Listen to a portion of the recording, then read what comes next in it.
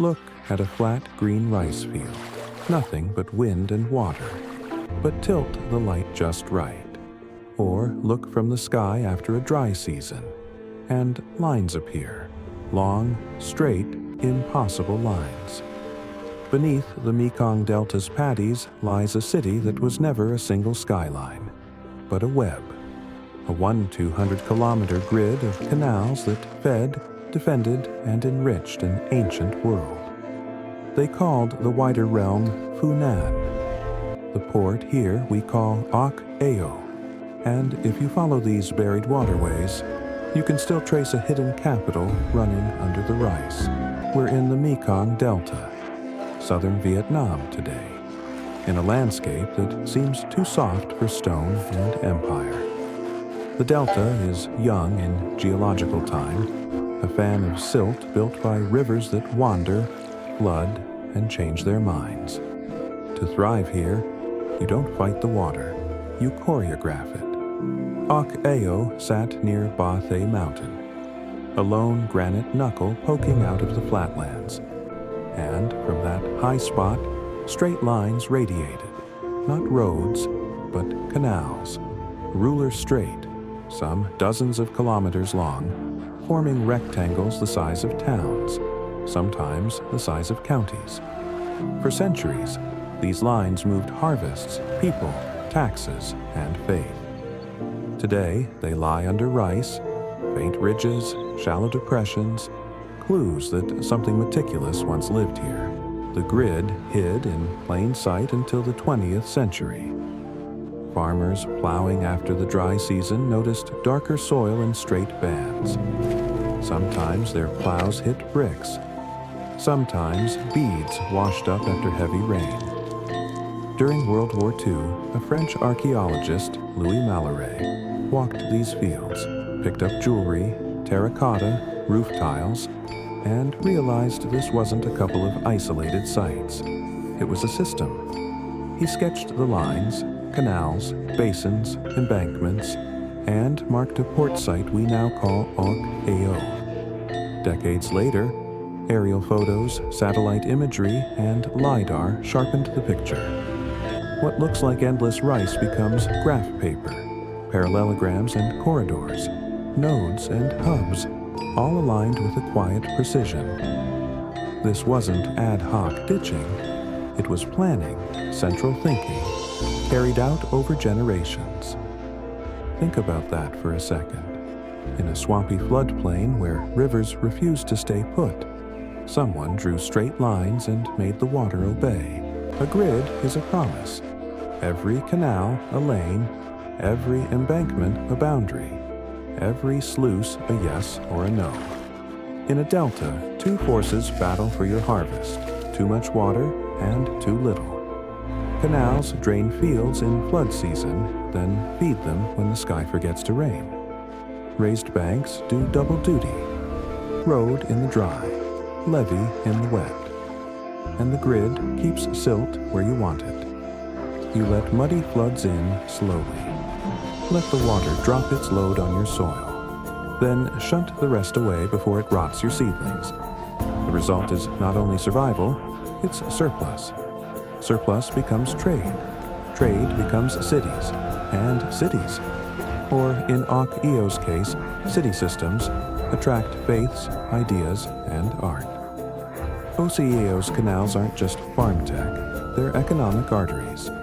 Imagine barges heavy with rice, salt, fish sauce, and areca nuts gliding along water lanes that never touch the open sea's danger, yet connect to it all the same. From these quiet rectangles, you could reach the Gulf of Thailand, and from there, the Indian Ocean.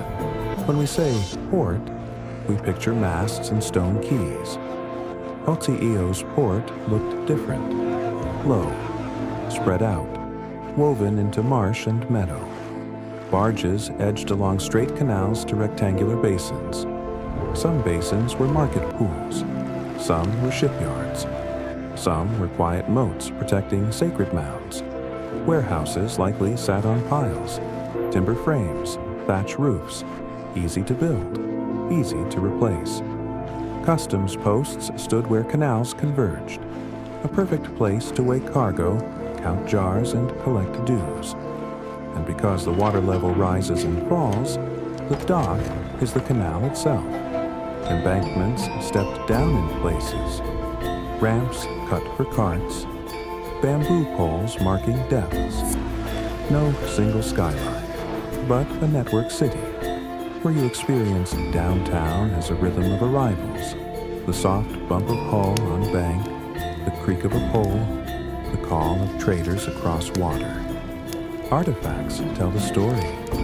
Glass beads in blues and greens, carnelian and agate, Indian-style gold jewelry, molds for casting, Roman-style intaglios, even coins from faraway lands turning up in local soil. Whatever the final interpretation, the message is simple. Os Ao wasn't isolated.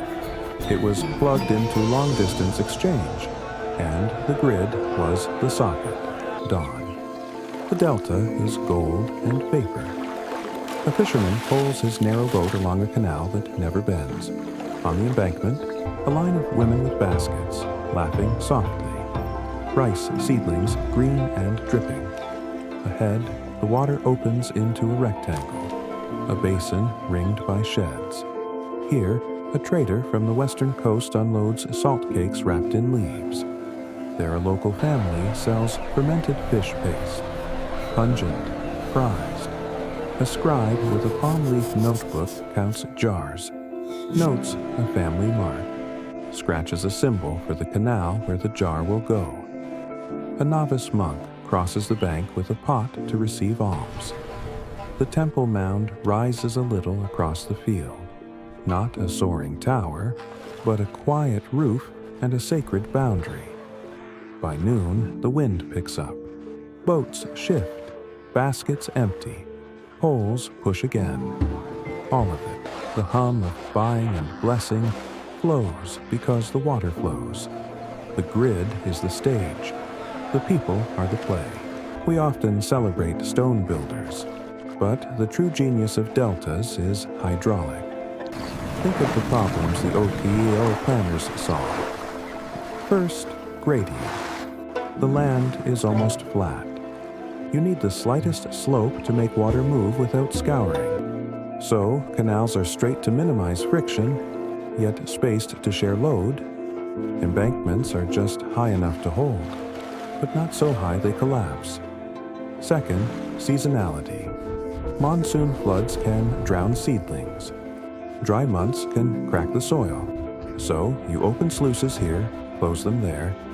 Sometimes you deliberately flood a rectangle to rebuild fertility. Sometimes you dry it to cure bricks. Third, maintenance. Canals silt up, so you dredge. Dredge spoil becomes new embankment. Embankment becomes road. Road becomes market edge. Every chore creates a resource, a neat circular economy of mud. Fourth, alignment. Many of ArchaeO's lines run in consistent bearings, not random. That suggests surveying, some knowledge of direction, perhaps even a ritual geometry aligning sacred mounds and water gates. The result is resilience. When a river shifts course, the grid absorbs the shock. When a storm blows in from the Gulf, inland markets continue under reed roofs. Boats take a different canal.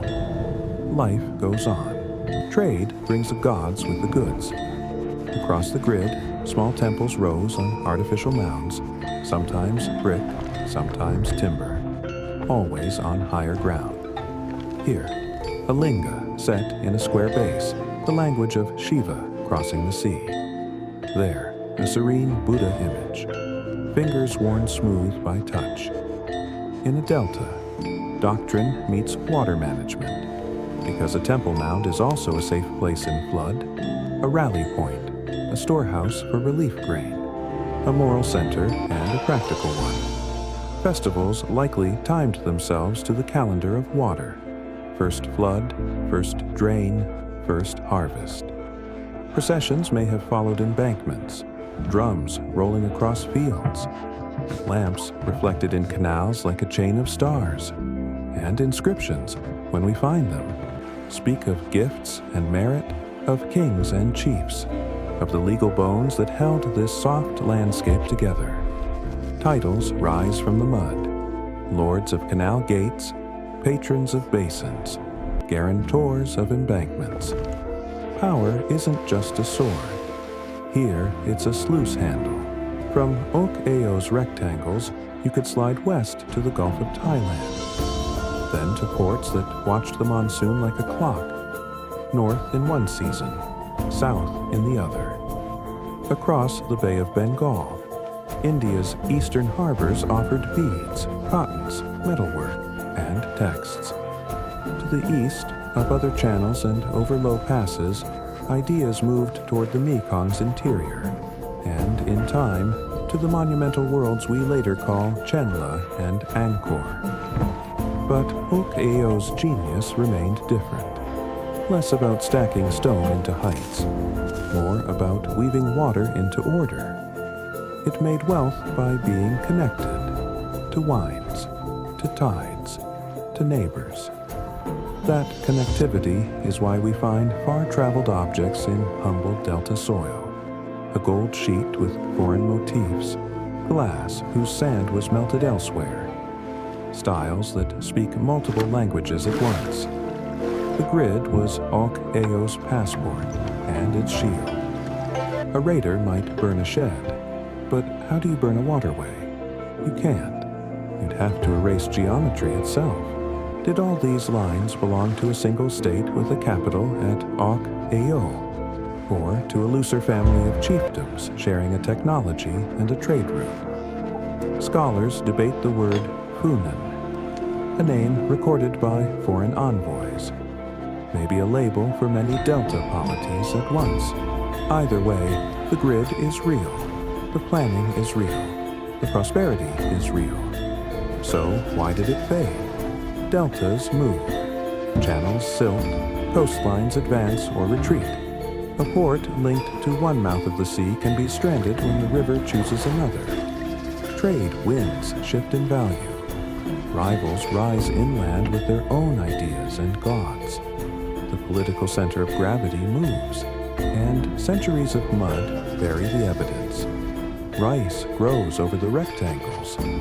Boat songs become field songs.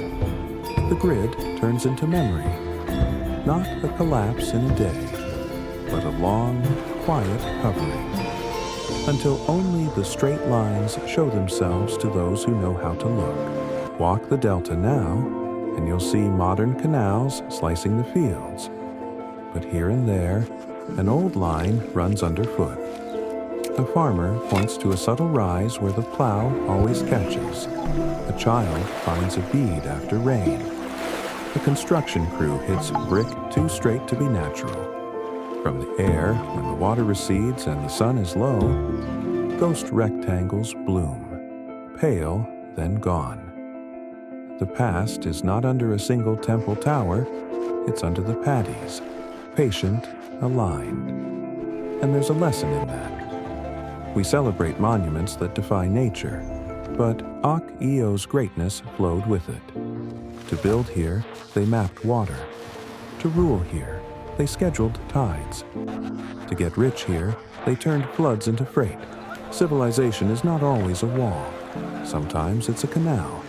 Sometimes it's a promise that when the river rises, we rise with it. So next time you see a flat green world and assume it's empty, remember the grid, a 1-200-kilometer geometry hidden under rice, still marking the land with human intent. Ok Ao's capital was never a skyline. It was a pattern, a way of thinking in water and right angles. And once you notice it, you can't unsee it, the straight line that turns a swamp into a city. Thank you for listening. If you want more hidden histories like this, lost in plain sight, follow the lines with me. There's more beneath the fields than we think.